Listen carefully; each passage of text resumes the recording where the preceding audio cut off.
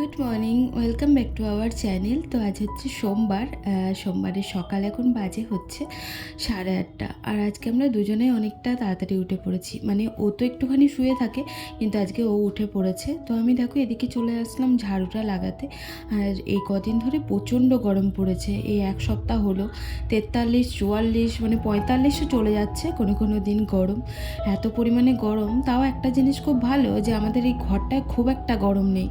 ওই যে তোমাদেরকে বলেছিলাম না, রোদটা তো খুব একটা পায় না, যার জন্য গরমটা খুব একটা নেই। কিন্তু তাও তো গরমই, তাই না? খুব একটা নেই বললে কি আর হবে, তো গরম তো লাগবেই। তো দেখো ঘরটা ভালোভাবে ঝাড়টা দিয়ে দিলাম। আর ও ছিল বাথরুমে, ও বাথরুম গেছিলো। ওঠি তো ওর মানে বাথরুম যেতে হয় আমাকে, কিন্তু আমার এই অভ্যাসটা নেই খুব একটা। আমাকে কিন্তু পরে গেলেও হয়, আমি শুধু ফ্রেশ হতে যাই, যে মুখ টুক ধুতে, এই হচ্ছে ব্যাপার।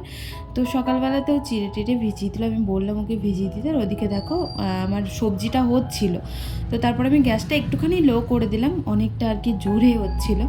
তো আজকে কি রান্না হচ্ছে সেটা তোমাদেরকে দেখাই, দাঁড়াও। তো রান্না বলতে আজকে দুটো রান্না হচ্ছে। একটা হচ্ছে ডাল বসিয়েছি আমি আলু দিয়ে, শুধু সিদ্ধ, আমার খেতে ইচ্ছা করছিল, ওইটা হোক, তারপর আরেকটা রান্না করব, তোমাদের সাথে শেয়ার করব। তো এই যে চলে এসেছি সমস্ত কাজবাজ সেরে, তোমাদেরকে বললাম দুটো রান্না হবে। তো এই যে দেখো ক্যাপসিকাম কালকে কাজ ছিল, ওই যে করেছিলাম, রাইস করেছিলাম, ওখান থেকে হাফ হাফ করে তো নেওয়া হয়েছিল, ওই ক্যাপসিকামটাই ছিল। ক্যাপসিকাম কেন বলছি, বেল পেপার। তো সবুজটাও ছিল, হলুদটাও ছিল, দুটোই কেটে নিলাম। আর তার সাথে কিছু বিনসও ছিল, বিনস কোটা নষ্ট হয়ে গেছিলো, তো যার জন্য আর কি বিনসটা দিলাম না। আর যেহেতু আর কি এইগুলো এরকম করে আর কি কিউব কিউব শেপ করে কেটেছি, তাই পেঁয়াজটাকে আমি ওরকমভাবেই কেটে নিলাম, বেশ ভালো লাগে খেতে। আসলে আমি ভাবছিলাম যে ডাল আর আলু সিদ্ধ করে, মানে ডাল আলু করে দেবো, তারপর মানে ও হঠাৎ করে আমার মনে পড়লো, আবার ও বললো যে বেল পেপার ছিল তো, তাহলে ওইগুলো দিয়ে তরকারি করতে পারতে। তো তারপরেই আর কি কাটা হলো, নাহলে আমার মনে ছিল না, এই হচ্ছে ব্যাপার। তো একদিনে দেখো এনেছে বিনসটা, তারপরেই পচে গেছে, ওটা ফেলে দিলাম, না হলে ওটাও দিয়ে দিতাম তরকারির মধ্যে। কিছু আলুও দিয়েছিলাম। তো এই যে দেখো একটা শুকনো শুকনো করে একটা তরকারি করে দেবো, কিচ্ছু না, শুধু তেলের মধ্যে দিয়েছিলাম একটু জিরে ফোড়ন, আর যেমন দেয় হলুদ গুঁড়ো, লঙ্কা গুঁড়ো, একটু জিরে গুঁড়ো দিয়েছিলাম, একটু ধনে গুঁড়ো দিয়েছিলাম, ব্যাস, আর কিছু দিইনি। এর মধ্যে কিন্তু আদা রসুনও দেয়, কিন্তু কালকে যেহেতু আমরা অনেকটা রিচ খাওয়া দাওয়া করেছি, তার জন্য সোমবারটা একটুখানি আর কি হালকা ফুলকার মধ্যেই রাখার চেষ্টা করি। তো চলো ঝটপট আমি করে নিই সব কিছু, তারপর দেখা করছি। সকাল সকাল তরকারিপাতি সব কিছু হয়ে গেলে একটুখানি টাইমটা পাওয়া যায়। তো এই যে সব কিছু আমার কমপ্লিট, তো রুটিও হয়ে গেছে, তাই ভাবলাম যে অনেকটা টাইম আছে।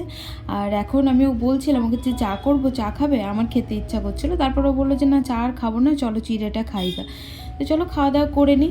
এদিকে দেখো খাওয়া দাওয়া করে আমি চলে আসলাম, কিছু জামা কাপড় ছিল ওগুলো ভাঁজ করতে, আরও গেল স্নানে। তো যতক্ষণ স্নানটা করুক ততক্ষণ আমি জামা কাপড়টা ভাঁজ করি। ঘর দৌড় মোছা টোছা কমপ্লিট হয়ে গেছে। ওই যে বললাম না, সকাল সকালে কাজগুলো সব হয়ে গেলে না অনেকটা টাইম পাওয়া যায় নিজের জন্য। আর জামা কাপড়গুলো অনেক দিন ধরেই পড়েছিল, অনেক দিন বলতে সেই শনিবার থেকে পড়েছিল। রবিবারটা আমার আর ভালো লাগে না কিছু করতে, জানো তো, যার জন্য আর গোছ টোছ করি না। কবে থেকে ভাবছি যে আলমারিটা একটুখানি গোছ গাছ করবো, কিন্তু রবিবারটা টাইম পাই সন্ধ্যের দিকটায়, যদি ঘুরতে না যাই, কিন্তু ইচ্ছা আর করে না, ওই একটা দিন রেস্ট পাই, তো তাই মনে হয় যে একটুখানি শুয়ে বসে কাটাই। সত্যি বলতে সারা সপ্তাহ টানা কাজ করার পর তারপর দেখবে নিজেরই তখন ইচ্ছা হয়, মানে এটা সবারই ক্ষেত্রেই হয়, একটা দিন যখন ছুটি পাওয়া যায় না, তখন মনে হয় যে একটুখানি শুয়ে বসে ল্যাদ খেয়ে খেয়ে কাটাই। তো আমারও সেই রকমই হয়। তো চলো, ও যাবে আর কি বেরিয়ে, ওকে আমি সব কিছু প্যাকিং করে দিই। এখন ওর খাবারটা প্যাকিং করিনি, প্যাকিং করে দিই, তারপর আবার দেখা করছি তোমাদের সাথে। এসেছি ছাদে, ওই যে মাটি রেখে গেছিলাম, দেখতে পাচ্ছ কিনা জানি না, এখন ওটাকে কাচবো, প্রচণ্ড রোদ্দুর। সব ব্ল্যাঙ্কেট তো উঠিয়ে দিয়েছি, ছোট একটা ব্ল্যাঙ্কেট এই যে দেখতে পাচ্ছ, এটা কিন্তু রেখে দেওয়াই হয় ওর গায়ে দেওয়ার জন্য। আসলে আমার শাশুড়ি মার কাছে শুনেছি যে ও ছোটোবেলা থেকে কিছু না কিছু গায়ে দিতেই হয়, না হলে নাকি ওর ঘুমটা ঠিকঠাক আসে না, সে গরমকালই বলো আর শীতকালই বলো। তো আমার আবার ব্যাপারটা উল্টো, আমি কিন্তু শীতকালেও খুব একটা ঢাকা নিই না, আমার প্রচণ্ড গরম লাগে, জানি না কেন।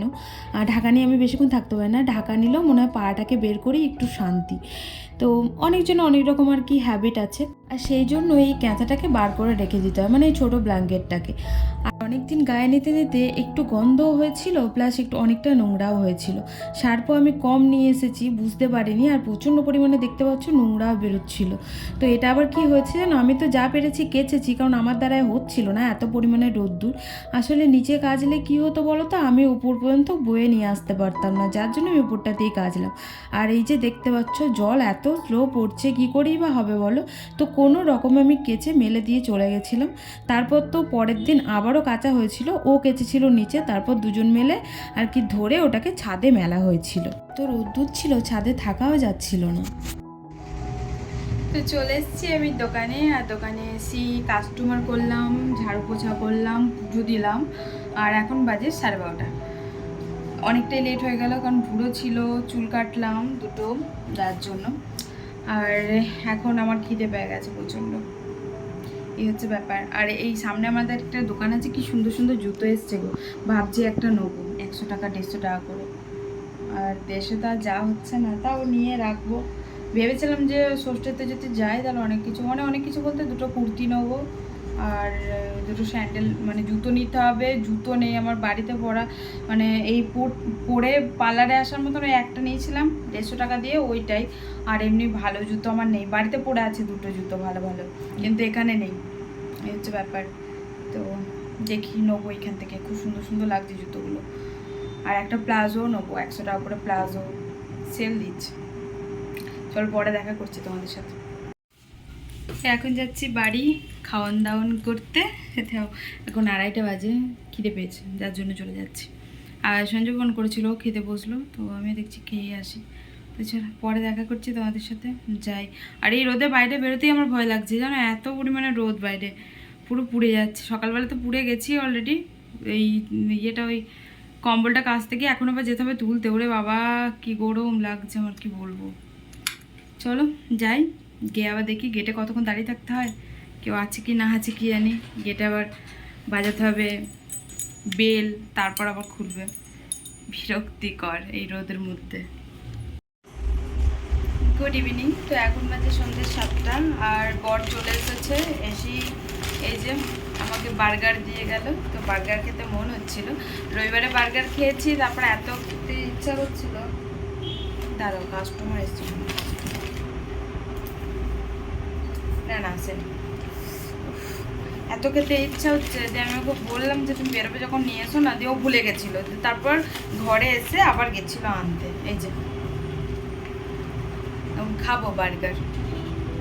জামাটা চেঞ্জ করেছি দেখতে পাচ্ছ, তার কারণ হচ্ছে আমি বিকালে গেছিলাম জল ভরতে, আর জল ভরতে গিয়ে আমার প্যান্টটা ভিজে গেছিলো, মানে ওপর থেকে তো আমাকে নিচে নামাতে হয়, যেহেতু জলটা নিচে থাকে। আর এই বালতিটা দেখেছো কত বড়, লাল কালারের একটা বালতি, কোনোদিন তোমাদেরকে দেখাবো। আর ওই বালতিটা নামাতে গিয়ে আমি পুরো একদম ভিজে গেছিলাম।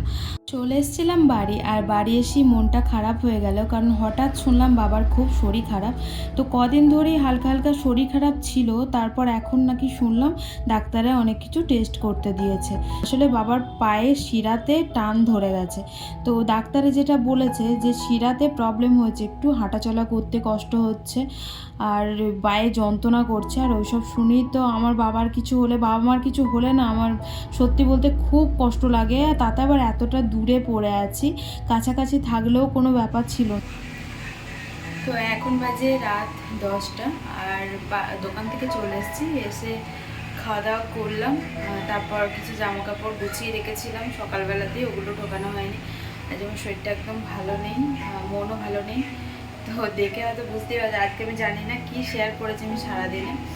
তো এইমাত্র খাওয়া দাওয়া করে স্নান করে আসলাম, তাই ভাবলাম যে ব্লগটা তো এন্ড করিনি, এন্ড করতে হবে, কতটুকুনি ব্লগ হলো আমি জানি না। অ্যাকচুয়ালি বাবার শরীরটা ভালো নেই, যার জন্য মন হয়ে যাচ্ছে আমার কিছু ভালো নেই। তো ডাক্তার দেখিয়েছে, ডাক্তারে মানে রিপোর্ট দিয়েছে, রক্ত পরীক্ষা, তারপর আরও অনেক কটা আর কি পরীক্ষা দিয়েছে। খুব টেনশন হচ্ছে। তো ওই মতন এখানেই এন্ড করছি। শরীর সুস্থ থেকো, ভালো থেকো, দেখা হচ্ছে আবার একটা নেক্সট ব্লগের সাথে। ততক্ষণের জন্য টাটা, বাই, গুড নাইট, ভালো থেকো সবাই।